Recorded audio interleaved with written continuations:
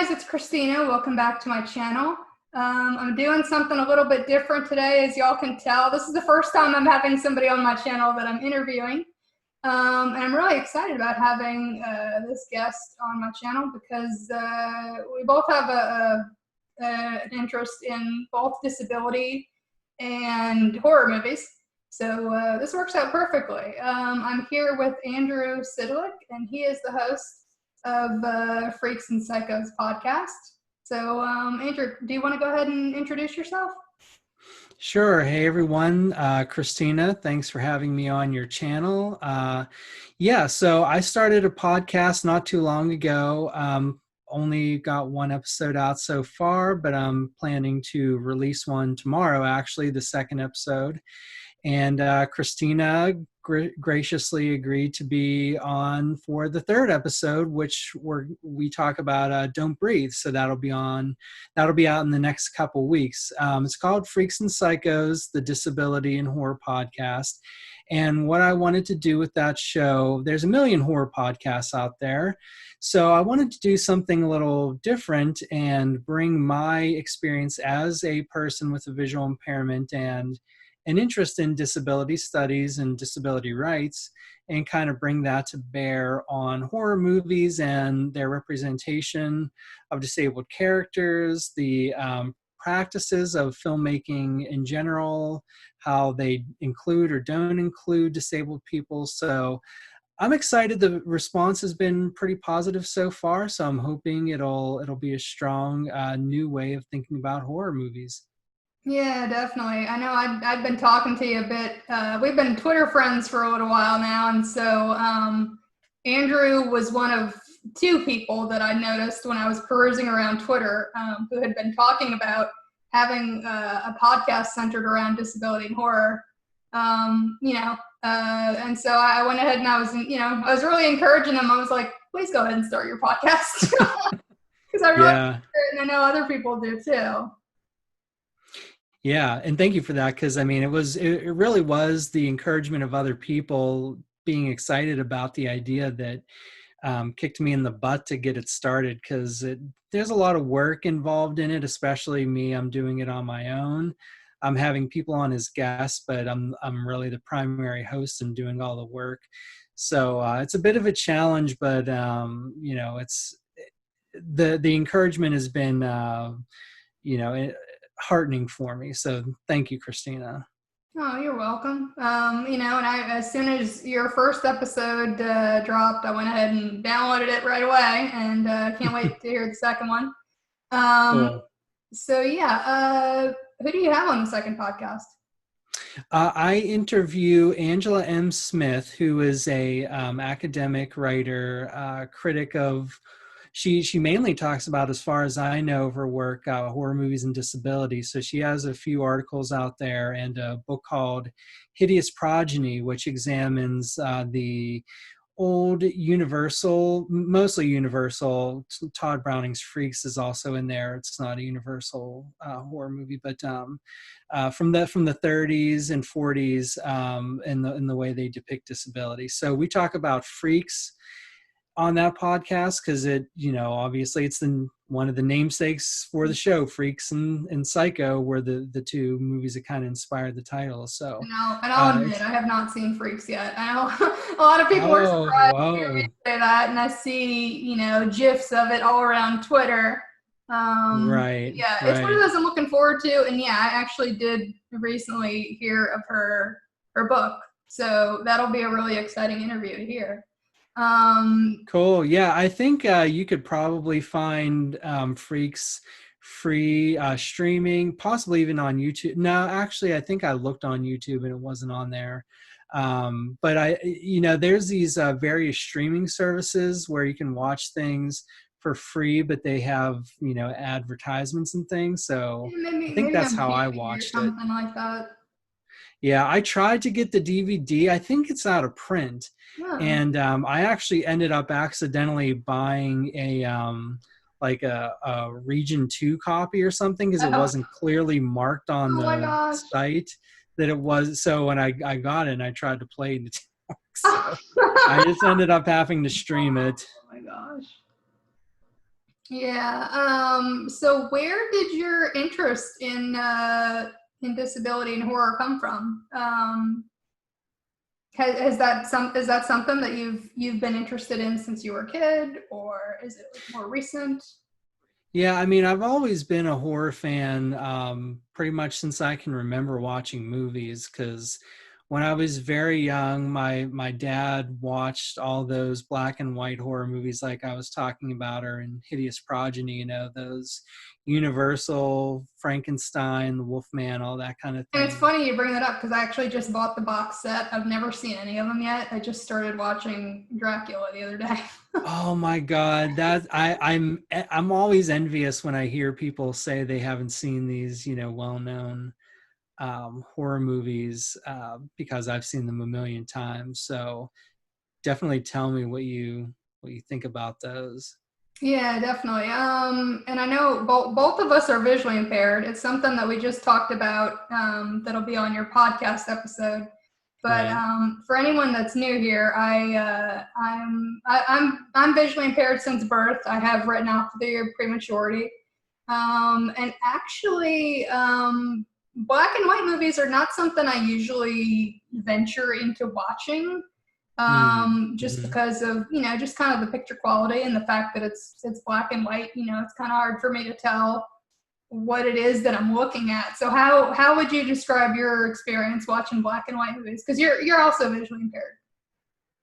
Yeah, it actually, I don't find them to be that much of a challenge. Well, I have a huge TV. It's actually, I don't know if you can see it behind me, that big black square is my TV, and the couch is right behind that. So my TV is like inches away from where I sit.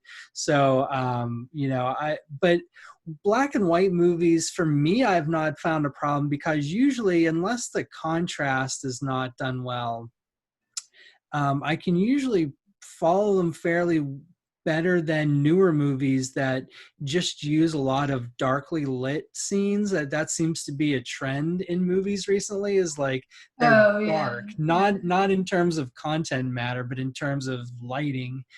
And black and white movies are typically not that way, I don't think, because they knew that, if they lit them darkly, people weren't going to be able to see what was going on. Right, um, right. And I know I think that sometimes with me, I do have an issue, like depending on the movie. Some, how some black and white movies, they don't always have the best audio.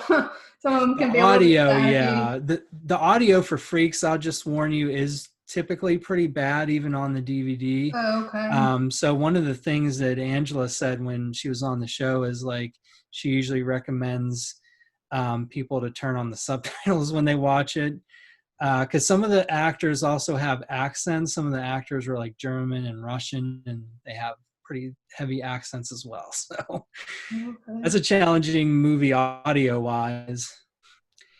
And as far as disability stuff goes, that was something I did not really get into until more later in life.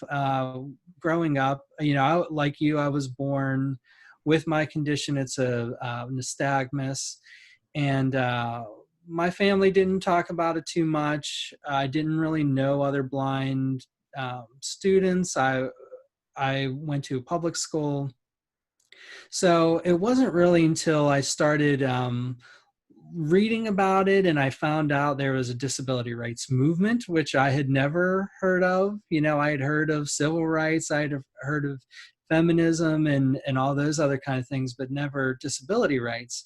So I started looking into that, and I was doing office work after I graduated from my undergrad. But then when I found out about disability studies, which is an academic field that was inspired by the disability rights movement, I wanted to go to grad school to study that. So I got my PhD in disability studies. I did not focus on horror. I was looking at 19th century American literature. But because I was a lifelong horror fan, I wanted to kind of bring those two things together. So was that something that you kind of focused on even in school? No, I mean, like I said, it's 19th century American literature. I do have a chapter on in my dissertation on Edgar Allan Poe. So sort of thinking about his representations of madness and murder are in a lot of his stories. So that was kind of a way I worked that in a little bit. And I did a couple things here and there, conference presentations where I kind of talked about it, but my main academic focus was not on that. And I know there are academic critics like Angela Smith who do that.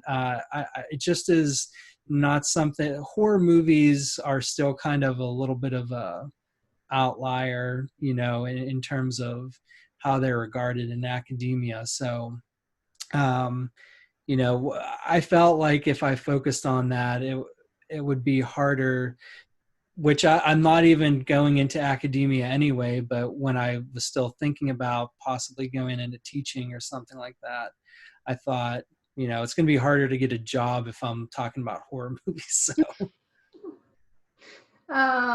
Well, you're definitely hitting that niche audience though with the podcast. So, congratulations on that.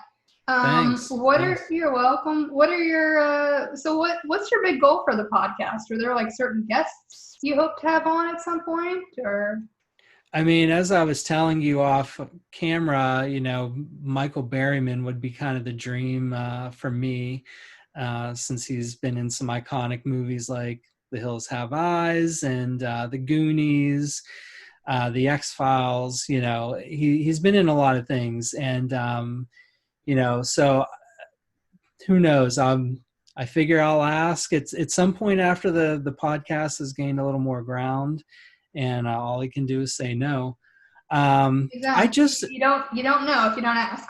Right, exactly, yeah. So I mean, at this point, really, though, I'm just interested in talking about people I know or other people I might not know who, and that's one thing I want to say, too, is that anyone watching this who might want to be on the show, feel free to send me a message. I'd be happy to have you on as a guest. I mean, it's more something I'm doing for fun to keep my energies kind of productive, to thinking about horror, thinking about disability, and really just kind of spreading awareness, because I think the horror community still doesn't seem to quite know a whole lot about disability issues. And we're seeing right now, I feel like we're seeing a great awakening in terms of social issues, race, gender, sexuality, Right, and disability tends to be left out of that, unfortunately. it tends to be left out. And I mean, it's not intentional, it's just that it is not talked about as often.